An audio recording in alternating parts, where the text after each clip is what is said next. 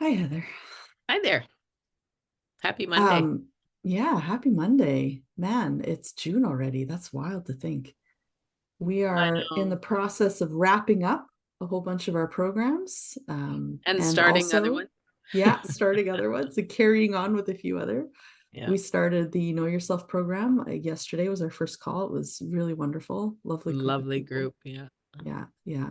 Really excited about what will evolve there. Yeah. Um, And yeah, you and I have had a good conversation already this morning, today. And we decided that what we wanted to talk about in our little coffee break chat here was sort of based around this quote from Bayo Komolafe that says, "Times are urgent. We must slow down." And I know that you have been really intentional about doing that in your own life of late. I have a little less capacity to slow down completely just because of my own circumstances, but Yeah, your life doesn't lend itself quite so well yet. There will come a not time. yet, not Not yet. yet. Um, but yeah, talk to me a little bit about what that quote means to you and where it's landing for you, just in terms of yeah, this persistent sense of urgency that I think we all experience with things going on in the world and being connected to our phones all the time, and Yeah. just the Yeah. constant fire hose of information that we're subjected to all the time. What does slowing down have to do with anything? Like, don't we have to fix it all now? Only a few things. Well, I mean, I think for one thing, it starts with some discernment. It Hmm. starts with like, what is the urgent now? We have to fix this because somebody's getting hurt right now, and we have to stand Yeah. in the way of that harm. So some of that is urgent. Like you and I are both moms, so we know that there Hmm. are moments that are urgent in the life of somebody that we care for. We have to step in and take action. But those are probably less than we think they are. Like it's like there are a lot more things that don't need our urgent response. And I've been really trying to be intentional about that. And people probably get frustrated with me because we're in this culture of urgency, but I Yeah. rarely respond to an email right away. Like if you send me an email, you probably have to wait a couple of days because I just don't want to have that urgent relationship with anything on my device. And I get sucked into it, but I am intentionally trying not to feel like this weight of urgency and expectation that we have because we have these devices in our hands all the time that we have to respond. And Hmm. so slowing down, and for me, it's been getting off social media has helped because there is this real-time communication that happens so quickly and then every story in the world can come at us minutes after it happens. We have Hmm. this urgency of information overload and timeliness, and some of that's good, but a lot of it, when we have too much, it just becomes a burden and it becomes too much to process. Our brains aren't meant for that kind of processing. And I was just thinking the other day, like, I need to write some letters. Like I want to, and maybe I'll start with you. I should write you a letter Yeah. because it's like I kind of want to sit down and thoughtfully write something that will take a week to get to you. And Yeah. thinking about that in what is it going to be important still in a week that I want to communicate to you. And I did just send some cards just recently, but because everything we're communicating, it like gets to a person right away, and so then it has this element of urgency to it. And Hmm. yeah, I don't think that's good for the human soul. I think the human soul needs some contemplation, some rest, some reflection time. I spend a lot of time, people know by now, I walk in the woods a lot. Yesterday we had our first call for Know Yourself, and as soon as we got off the call, I went down to the lake and got on my kayak and went for a paddle because that slows me down after being in the more like immediate space of conversation and Hmm. communication. And I think when I reflect on Bio's quote, "The times are urgent, we must slow down," it's like there's so much going on, but we need to be wise in our responses. So we need that reflection time. we need to be reflective and grounded and rooted in a deep spirituality. That's stuff we can't do when it's all urgent. And so deal with urgent stuff, but then pull back from the stuff that's not urgent and let people wait. And let our responses to some of the crazy making that's in the world right now, let those responses be slow and intentional and grounded and wise and rooted in relationships and community and deep conversation. And yeah, that feels more and more important all the time. And rooted, I mean, let's look to the land again for our wisdom. Hmm. It's like a tree is not growing in the middle of November because things feel urgent and it feels like I gotta grow now. Like it Hmm. knows that nope, winter is rest time, and I don't start sprouting until the weather changes, until the moment is right. That's when the season of growth happens. So learning from the wisdom of the natural world to be in those seasonal times of this is a period of slowness, rest, and then when the moment is right, there will be growth and there will be something, some harvest time and etc. Yeah, as you're speaking, I'm thinking about because I had mentioned to you yesterday how I had gone to see a movie and was feeling like, have we hit a creative saturation point? It feels like there's nothing new anymore.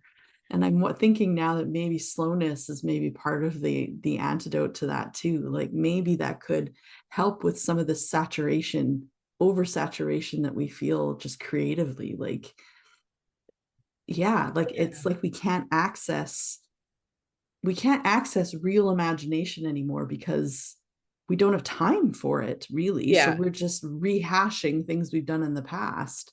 yeah, And I think that might be true even for things like protest, which is a thing I've been thinking a lot about lately. Like, have we reached a creative saturation point for how we do protest?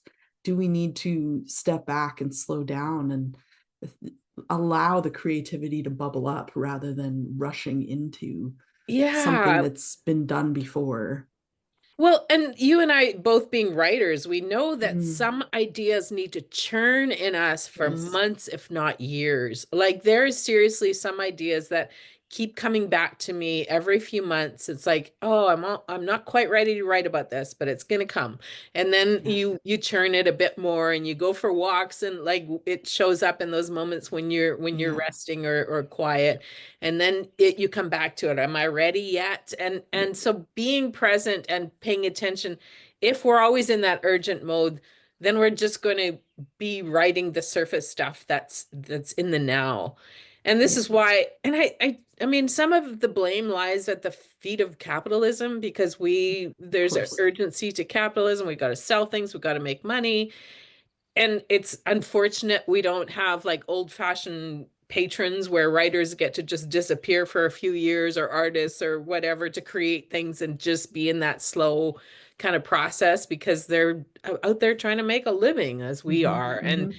and so we end up creating things that get the dollar fastest. Yeah. And it's really unfortunate we don't have better ways of doing that because we especially need the artists and the creative thinkers right now to be Yes. in their best work, to be in that slow space of what's the wise move right now? What's the wise art that we can create right now? And I was just listening to a podcast yesterday with a woman named Abby Reyes, I think her name is, and she was married to she works in Indigenous land rights and protests, and she was married to a man who was killed, an Indigenous land right protector who was killed, I think, in '99, and I believe in Colombia, doing some Indigenous lands right protection work, protest work.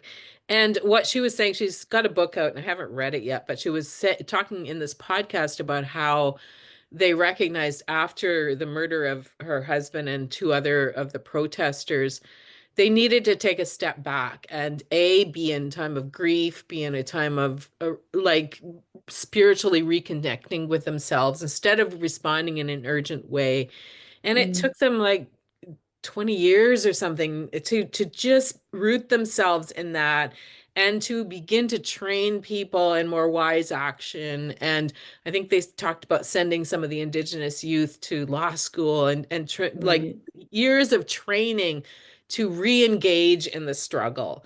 And only now they have finally, 20 years later, like overturned some of the things they were fighting for back then. So it was like they were in the urgency of the fight, and that urgency didn't win them what they were hoping for. But the 20-year investment, and I might be getting some of these details wrong, it was that investment in some of the slow work that ended up with the results that they'd hoped for earlier. And so, yeah,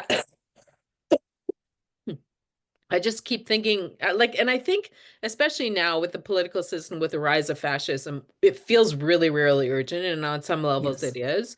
But on other levels, we need the people that are on the ground working the land to reimagine, like, what's the future we want? If this is not the Yeah. one we want, we don't want to align ourselves with fascists. What do we want to give birth to? And that takes investment and time and those creative minds. Yeah. And I mean, and in a lot of ways, it is countercultural to how fascism works, because fascism Yeah, will shoot everything at you scattershot and keep you off balance and keep the pressure on so that exactly. you feel like there's no space to do those things. Exactly. So it is, I think, resistance work to resist that Yeah. Yeah. in meaningful ways, for sure, for sure, for sure.